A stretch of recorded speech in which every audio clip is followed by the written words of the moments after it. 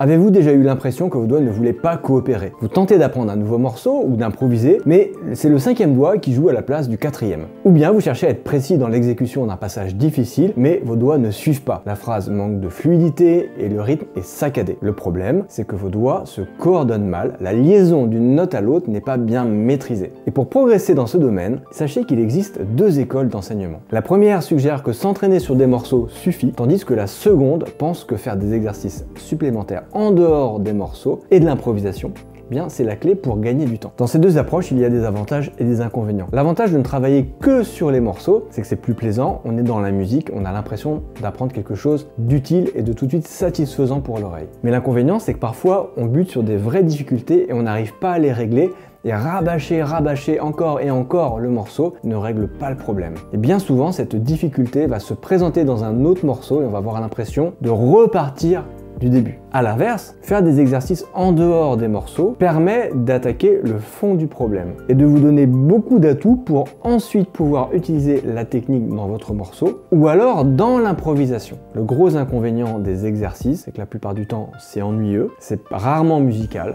et qu'en plus on peut se sentir noyé dans toutes les méthodes d'exercice qui existent et toutes les formules qu'elles proposent. Et au final, on peut vite y passer des heures et donc passer beaucoup moins de temps à faire de la musique. Alors je me suis dit, ok, les exercices c'est bien, mais il faut faire le tri. Donc j'ai pris tout ce qui existe, les Hanon, les déliateurs, la méthode Cortot, la méthode Pichna, les exercices de Phillips, Marguerite Long et j'en passe plein d'autres. Et parmi toutes ces méthodes, j'ai cherché à aller à la racine du problème. J'ai cherché à faire le tri en appliquant la loi de Pareto qui dit que 80% des résultats sont le fruit de 20% des efforts. Et à force de tester, d'essayer, j'ai retenu un unique exercice qui traite du problème du contrôle et la précision des doigts à sa racine. Cet exercice, il est extraordinaire car il permet de préparer toutes les situations pianistiques que vous allez rencontrer. Vous avez certainement du mal à y croire, je vous comprends car au début, je n'imaginais pas que je pourrais limiter mon entraînement de coordination à un seul exercice et pourtant à progresser autant. Alors pourquoi est-ce qu'il fonctionne aussi bien? Bien parce qu'il renferme toutes les combinaisons de doigts qui existent et en fait elles ne sont pas si nombreuses que ça. C'est assez incroyable car en fait il n'y a que 10 mouvements à travailler. Je vais vous les montrer et vous allez voir que si vous êtes à l'aise avec ces 10 mouvements, n'importe quelle mélodie que vous aurez à jouer en improvisation ou dans un morceau, elle vous paraîtra beaucoup plus facile parce qu'elle sera toujours constituée d'une combinaison de ces mouvements. On démarre avec une alternance dorée. En fait ce qui nous intéresse c'est pas tant que ça soit doré, c'est que ça soit le premier et le deuxième doigt. Donc en faisant ça, on s'entraîne à avoir un son régulier, avoir une rythmique régulière, avoir une bonne détente corporelle, une bonne structure de la main. Et donc on développe la coordination entre le premier doigt et le deuxième doigt. Ensuite on va chercher la coordination entre le premier et le troisième, puis le premier et le quatrième, puis le premier et le cinquième. D'accord? Donc ça nous donne 1, 2, 3, 4 combinaisons. Et l'astuce, c'est qu'on va le travailler en ternaire, c'est-à-dire qu'on va faire 1, 2, 3, 1, 2, 3, 1. Comme ça, on met l'accent à la fois sur le premier doigt et le deuxième. Je vous montre rythmiquement ce que ça donne. On va faire.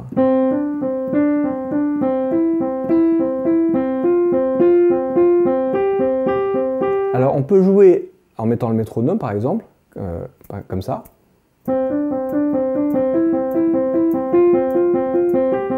Avec quasiment pas d'accent joué dans la main, mais juste sentir l'appui ternaire ou alors exagérer l'accent.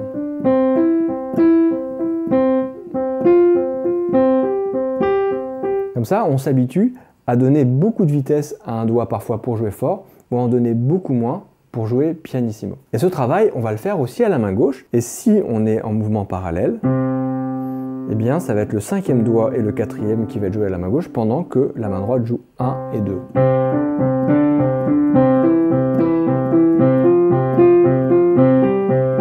Ok, super simple. Là, on a fait 4 mouvements, il en reste 6. Ensuite, on fait le même travail en partant du deuxième doigt à la main droite et en partant du quatrième doigt à la main gauche. Donc on travaille notre coordination au deuxième et troisième doigt. Ensuite, on monte d'un cran. Ok. Donc là, finalement, on n'a plus que 3 combinaisons. Ensuite, on part de la troisième note. On n'a plus que 2 combinaisons et en fait, on a une seule combinaison pour terminer. Eh bien, quand vous avez fait ça, vous avez travaillé toutes les combinaisons de doigts que peut faire une main. Ensuite, les mélodies elles vont se construire en mélangeant ces combinaisons, en déplaçant la main et en écartant les doigts. Mais de cette manière, vous allez créer dans votre système nerveux des chemins moteurs qui vont être les fondements de tout ce que vous allez jouer ensuite. Et vous allez vous rendre compte qu'il y a des passages de doigts pour lesquels vous êtes très à l'aise et d'autres pour lesquels ça va être beaucoup plus difficile, beaucoup moins régulier. La qualité du son ne sera pas aussi bonne, aussi maîtrisée. Donc tout simplement, vous allez pouvoir passer un peu plus de temps sur les coordinations qui vous posent le plus de problèmes.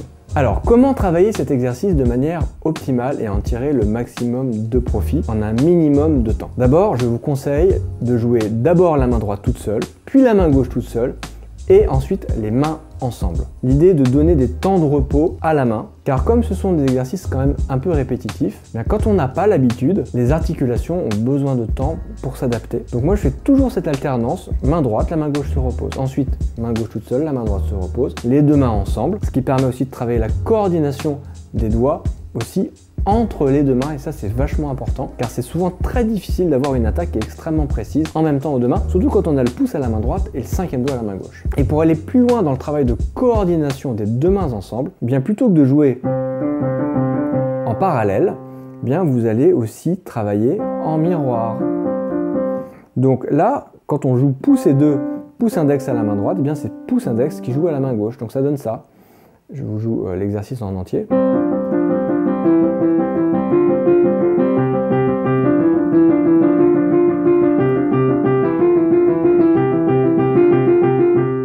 Oui, c'est extrêmement rapide. On n'a pas besoin d'y passer des heures. Ce qu'il faut, c'est passer un peu plus de temps sur les cellules, sur les formules qui vous posent le plus de problèmes. Donc je pourrais très bien me dire, ok,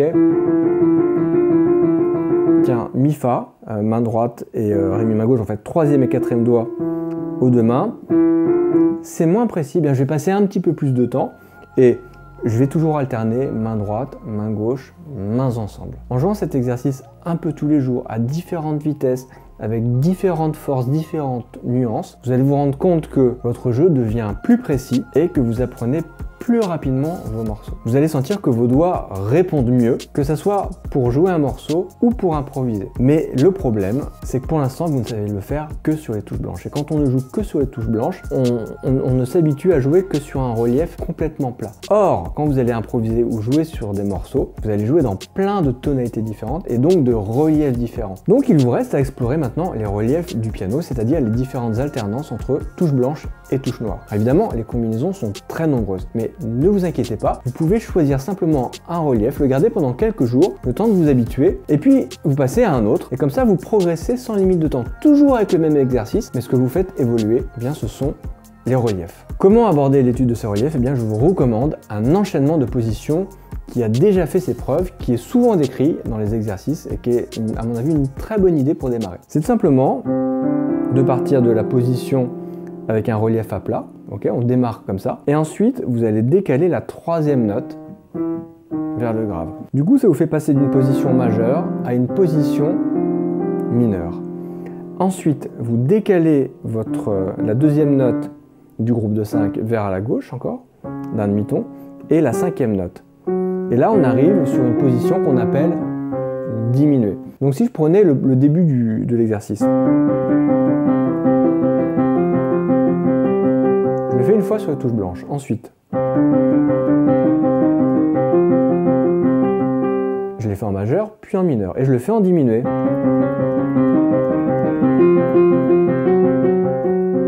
Et ensuite, qu'est-ce que je fais? Je monte d'un demi-ton et je retrouve la position majeure.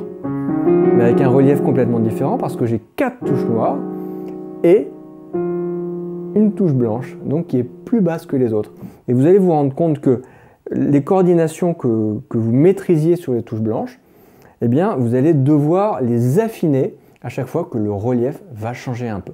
Donc quand on est ici, eh bien, on fait descendre la troisième note d'un demi-ton, ça nous fait passer en mineur, et ensuite on fait passer la deuxième un peu plus bas, et la cinquième un peu plus bas, et on est passé en diminué. Et on peut donc monter d'un demi-ton pour aller en ré majeur. Et comme ça, vous continuez sur tout le clavier. Alors ne soyez pas pressé d'avancer, le but ce n'est pas de jouer toutes les positions, mais d'en faire peut-être 1, 2, voire 3 chaque jour en cherchant de la qualité, de la précision dans le son, la précision dans le rythme, de la détente, tout en gardant une bonne structure de la main. Avec ce travail, vous constaterez rapidement que vos doigts trouvent plus facilement les notes que vous avez en tête quand vous improvisez et aussi que vous apprenez vos morceaux beaucoup plus vite. Si vous souhaitez recevoir régulièrement ce genre de conseils, je vous invite à rejoindre ma communauté privée. Chaque lundi, vous obtiendrez un exercice en vidéo qui vous permettra de progresser sur des sujets variés comme l'harmonie, l'indépendance des mains, les accords jazz, l'improvisation et encore plein d'autres. De plus, une fois par mois, j'organise un atelier en ligne pour approfondir un thème et répondre à vos questions. Tout ça, ça ne se passe pas sur YouTube, ça se passe dans un espace privé dans lequel vous avez accès à énormément de contenu gratuit. Alors cliquez sur le lien qui est dans la description pour nous rejoindre.